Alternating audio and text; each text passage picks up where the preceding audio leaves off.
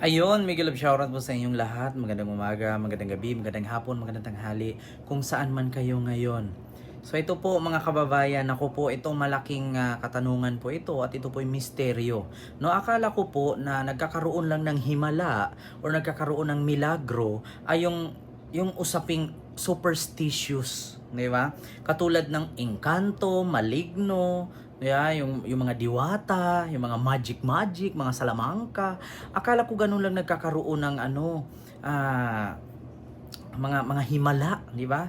Pati din pala sa politika, may himala. Alam niyo kung bakit? Ganito kasi. Una, marami akong kakilalang mga politician. Bago sila pumasok sa politika, mga walang pera.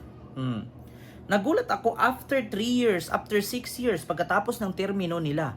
My God, sabi ng kano, what the heck? Naging millionaire. Hindi lang millionaire, halos billionaire pa. Alam niyo kung bakit? Katulad dito, sa isang pangyayari na dalawang kongresista ng distrito ng Maynila. Magkaibang distrito to, District 2 and District 6. Itong District 6, talagang matindi po ang yaman nito kasi actually dati po siyang pastor na naging congressman. At maitanong ko lang po, ang pastor kasi allowance lamang 'yan, kaya siya nagkakapera. At ang congressman naman, magkano lang naman po ang sinasahod ng congressman? Pero yun pong kanilang mga gamit, especially yung mga relo, mga luxury bags, belt, pantalon, damit, tapos mga sasakyan, mas malaki pa sa kanilang sinasahod at kinikita bilang politician or bilang congressman. Unahin natin itong sinasabing atras abante ng District 6. Alam nyo ba kung bakit gaano siya kayaman? Saan ba galing ang yaman nila? Totoo ba talaga na mga buhaya sila? Ito po, panuorin nyo. Eto na, play na natin.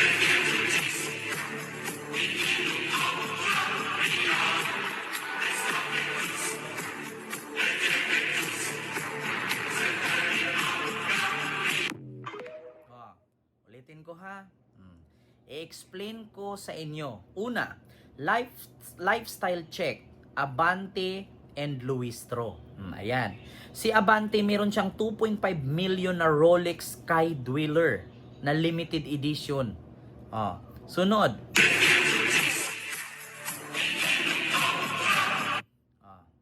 Ayan. Bukod sa Rolex, meron siyang Louis Vuitton belt na nagkakahalagang 37,000 pesos. Sunod. Meron na naman siyang bagong Rolex Blue Submarine na nagkakahalaga ng 2.7 million pesos. Ito naman. Meron na naman siyang VIP Bulletproof 2024 Cadillac, Cadillac Escalade ESB Armored Level 6 brand new bulletproof, na sasakyan na nagkakahalaga ng 18,580,000 pesos. So, nagtatanong lang po, saan po nanggaling ang kanilang kayamanan? Ha? Bukod dyan, ito na. Actually, marami tayong nakikita at meron pang hindi nalagay dyan. Bukod sa relo, Rolex, belt na Louis Vuitton, sasakyan na 18 million, meron pa pong isa dyan kay Abante. Yun ang Mercedes-Benz sports car na nagkakahalaga ng 4 million pesos. So, nakakapagtaka lang, saan po galing nila yan? Magkano lang naman po sinasahod ng mga congressman? At wala naman sila mga project. Anong project nila? Yung mga feeding program? Bakit? Yung mga feeding program nila, kaya bang punduhan ng gobyerno yan? Na nagkakahalaga ng tag 50 million feeding program? Aba, edi sana wala nang gutom sa Maynila kung meron silang feeding program na 50 million ang pondo. Ito, bukod kay Abante, merong isang congressman. Actually, hindi ko nila lahat na congressman buhaya ha. Pero iilan nakikita ko kasi. Ito, bukod kay Abante, merong congressman ng Tondo na base. Ang pangalan niya ay CRV or Congressman Roland, ano apelyido niya? Basta Roland Bilya, hindi ko alam ha. Basta ganon. Basta si RV, ang pangalan niya, nakalimutan ko ano, i-comment nyo nga dyan kung apelyido. So, ito po, meron din siya. Saan po galing ang kanilang yaman? Ayan. Ipi-play ko po. Hinggil sa mga kaduda-dudang paggastos ng pondo ng bayan.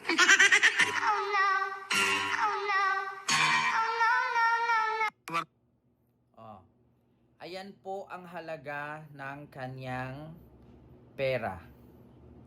7 million po or 139,995 dollars po ang halaga ng kanyang relo na kung saan ayan, ito po ang kanyang relo ha. Our field offices for constituency relations hinggil sa mga kaduda-dudang paggastos ng pondo ng bayan. Ito po ay Patik Philip or Pitik Philip. Di ko alam ha paano i-pronounce to, kayo na lang po mag-pronounce. Sa Pitik Philip pa lang na pagmamay-ari ni CRV, nagkakahalaga na po ng 7 million. Di ko sure kung 7 million siya ha, sa pera ng Pilipinas. So saan po ito nanggaling? Ha? Tapusin natin. Our field offices for constituency relations will know when such massive amounts are being disbursed and when throngs of peoples line up as beneficiaries because these activities need the participation of local government units and their offices. Umaasa akong maliwanagan at mabigyan hinggil spend the budgets after the resource person are sworn to tell the truth and nothing but the truth. So ayun, nakita nyo po, talaga pong nakakapagtaka lang saan po nanggaling ang kanilang pera. Saan po nanggaling ang kanilang yaman. Congressman nga sila, ang problema may mga project ba sila? Saan po nila galing? At bukod dyan sa kanyang Philip Patik watch na nagkakahalaga ng 7 million pesos. Meron po siyang mansion. Ito pong mansion na to, na nabibay sa Tsundao, hindi din po natin alam kung magkano po ang estimated value ng kanyang mansion. Kasi actually, nung bago po siya tumakbo or pumasok bilang congressman, ay wala po siyang ganyan. Wala po siyang ganyan. Ngayon lang po yan nagkaroon ng ganyan na kung saan meron siyang third or fourth floor mansion na meron din po siyang mga sasakyan na mamahalin sa baba. Ayan po, kita nyo po, ayan. Sa kanya po yan, kay CRV. At bukod po dyan, sangkot din po siya sa 6 undocumented Chinese. Hindi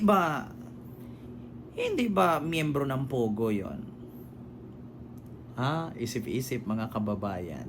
Ako actually, ayaw ko namang mangialam sa buhay nila kasi actually sa politics kasi kung gusto mong yumaman, pumasok ka sa politika. Kung gusto mong instant yaman, mag-vlogger ka. O kung gusto mo talaga na mabilis mayaman at legal ang yung kita, maliban na lang kung haluan mo ng illegal, ay mag-business ka. Pero kung gusto mo na legal sa tingin nila pero illegal sa taong bayan, magpolitiko ka. Di ba? Biruin mo, nag-umpisa tong mga pangit na to. Ito si CRB nag-umpisa dati, kubo-kubo lang to eh. Ngayon mansyon na. Ito si Abante dati, nagbabasa lang ng Bible. Ngayon, mga sports car niya na milyon-milyon na ang halaga. What the heck, sabi ng Kano. Kaya nga sabi ko sa inyo, saan galing ang yaman nila? Mga buhaya nga talaga. Di ba? Bakit nga ba sila yumaman? Sila lamang po ay mga congressman. Bakit yumaman ang mga congressman sa Maynila? Yun lamang po. Sana po sa Commission on Audit, paki-check naman po. Diba? Paki-check po. Pera po ng taong bayan yan.